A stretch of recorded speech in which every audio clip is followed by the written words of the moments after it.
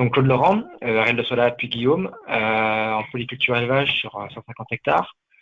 On a des vaches allaitantes en race limousine et une partie en culture ou pour l'alimentation animale et aussi bien pour la vente. Les parents de mon associé, pendant plusieurs années, ont fait du maïs pour l'imagrin, maïs grain, maïs semence. Moi, il y a 20 ans, quand j'ai repris l'exploitation, j'ai fait le choix d'arrêter ce maïs-là parce qu'on pompait sur le bassin de l'Adore. Et voyant que c'était de plus en plus compliqué avec des restrictions en volume d'eau et voyant aussi que le cours commençait à baisser pas mal, on a fait le choix de partir sur des céréales plutôt à paille qui étaient un peu moins gourmandes en eau et aussi sur des variétés de métailles, pareil, qui sont moins gourmands, qui sont plutôt autonomes l'un avec l'autre. Niveau prairie, pareil, on a fait le choix de partir sur plus de légumineuses, car on s'est aperçu que les années sèches, les légumineuses puisaient plus facilement dans les réserves en eau profonde, plutôt que des agraodactyles qui étaient plus racinaires de surface, qui cramaient très vite et en rendement qui était assez moyen. Nous avons aussi sur notre parcellaire depuis 3 ou 4 ans de la pomme de terre, sur une surface moyenne de tous les ans de 3 à 4 hectares, voire 5 hectares, ça dépend du parcellaire, la rotation. Et là, pareil, j'ai fait le choix de ne pas arroser du tout mes pommes de terre et en privilégiant plutôt des variétés qui sont un peu plus autonomes en eau et qui se développent, enfin, qui sont un peu moins résistantes en eau et qui, certes, je perds en rendement, mais voilà, quoi, c'est plus pour gérer mon eau, quoi. Claude, tu dis, j'ai fait le choix. Donc, c'est que tu as la possibilité, si tu veux, d'irriguer. Comment ça se passe? Et qu'est-ce qui t'a décidé à arrêter cette irrigation?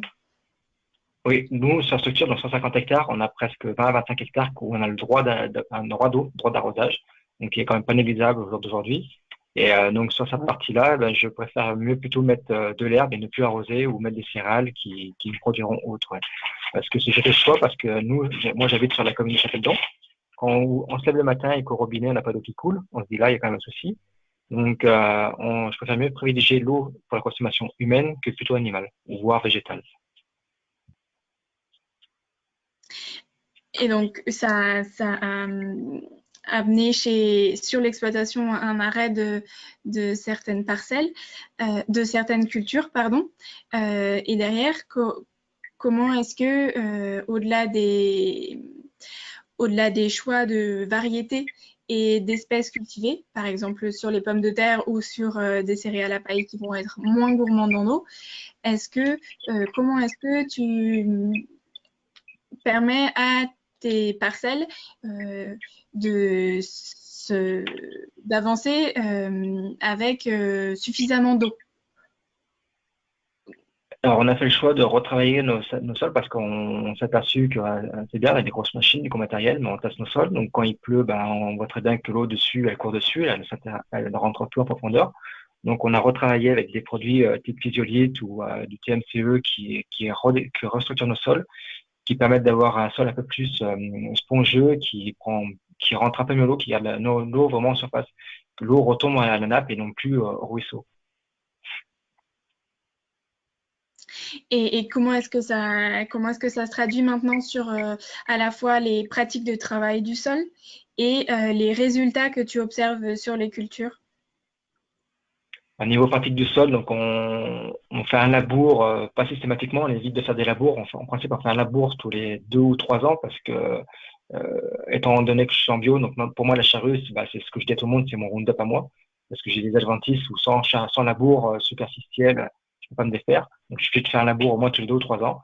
Et après, je travaille surtout avec des outils à dents où je travaille soit en surface à 15-20 cm ou vraiment des compactages selon la culture qui était avant ou les années d'avant, où là je descends à 80-90 pour décompacter mon sol en profondeur, pour remettre vraiment de l'eau en profondeur. Et par rapport à ton expérience en agriculture conventionnelle et aux pratiques que tu utilisais à cette période-là, est-ce que tu vois un impact sur les cultures et sur leur capacité à récupérer de l'eau? Comment est-ce que ça se traduit dans la pousse des cultures? Alors depuis que je travaille un peu mon sol différemment, je m'aperçois, surtout avec la physiolite que je mets systématiquement tous les 2 ou 3 ans, au moment des gros coups de sécheresse, nous, ça arrive plutôt sur 14 juillet, 14-20 juillet. Par rapport à mes voisins conventionnels, moi mes cultures, elles sèchent presque 15-20 jours après après les conventionnels. Parce que je m'aperçois que mon sol est plus hygromorphe, enfin, un peu plus en humidité. Il tient un peu mieux l'eau. Et c'est lié donc à quelques apports que tu fais au travail du sol spécifique. Et pourquoi en tout cas, est-ce que tu peux expliquer l'intérêt du choix de tes rotations, d'écrire tes rotations et pourquoi est-ce que tu as choisi ces rotations et quel impact elles ont sur la qualité de ton sol et la capacité d'infiltration d'eau en eau de ton sol? Alors, sur mes rotations, elles se font par rapport au système racinaire qu'elles développent les unes et les autres. Je vois la pomme de terre, elle ne développe pas du tout de racines, ça travaille vraiment en surface, elle décompacte le sol, me restructure mon sol. Après, quand je mets du sorgho, lui, le sorgho va chercher vraiment en profondeur, et on a un système racinaire qui va très profond, donc il refait des canalisations en profondeur. Et après, des serres à la paille, type blé, triticale ou autre, pareil, on a un chevelure racinaire qui va plutôt lui se travailler dans les 20 cm, voire 30 cm. Du coup, j'ai un sol qui est beaucoup plus structuré, beaucoup plus souple, beaucoup plus léger.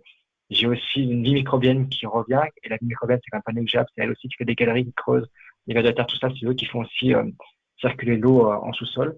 Et donc voilà, quand j'ai une rotation, comme je mets moi sur 3-4 ans en année en paille ou légumes, et après je retourne sur encore 3 ou 4 ans en prairie avec des mélanges suisses, principalement avec 30% minimum de légumineuses. Et je crois qu'à partir de l'année prochaine ou dans les années à venir, je vais plutôt partir sur 60-70% de légumineuses. Pourquoi l'importance de ces Parce que légumineuses? l'importance de ces légumineuses, je m'aperçois que quand il fait très sec, elles sont toujours en place, elles sont toujours vertes, elles produisent toujours. Je prends l'exemple par chez nous du trèfle blanc en nain. Lui, il est toujours, quoi qu'il arrive, il est toujours là, il supporte très bien la sécheresse, il est toujours poussant. Et pour mes animaux, c'est la première chose qu'ils vont chercher et qui profitent à eux. Donc c'est cette complémentarité aussi entre l'élevage et les cultures qui te permet de valoriser certains terrains et de les remettre en culture de manière très productive d'année en année au fur et à mesure des rotations. Oui, c'est aussi un peu aussi parce que nous, sur le parcellaire, on a quand même 80-90% où il y a la présence d'eau, soit par des cours d'eau, des fossés ou autres. Et donc, on s'est aperçu que ça fait quand même presque 10 ans où ces cours d'eau, arrivaient mai, juin, il n'y a plus rien. Donc, les animaux, c'est soit on apporte une citerne ou soit on les change d'après. Donc, ces parcelles-là, on a fait le choix maintenant de faire des cultures dessus. Et du coup, quand je retourne en prairie dessus, ils sont pâturés, enfin, ils sont déprimés au printemps. Et après, ils sont partis, ils sont en fauche. Les animaux après reviennent à l'automne quand l'eau recommence à recouler parce que les nuits sont plus longues et puis voilà.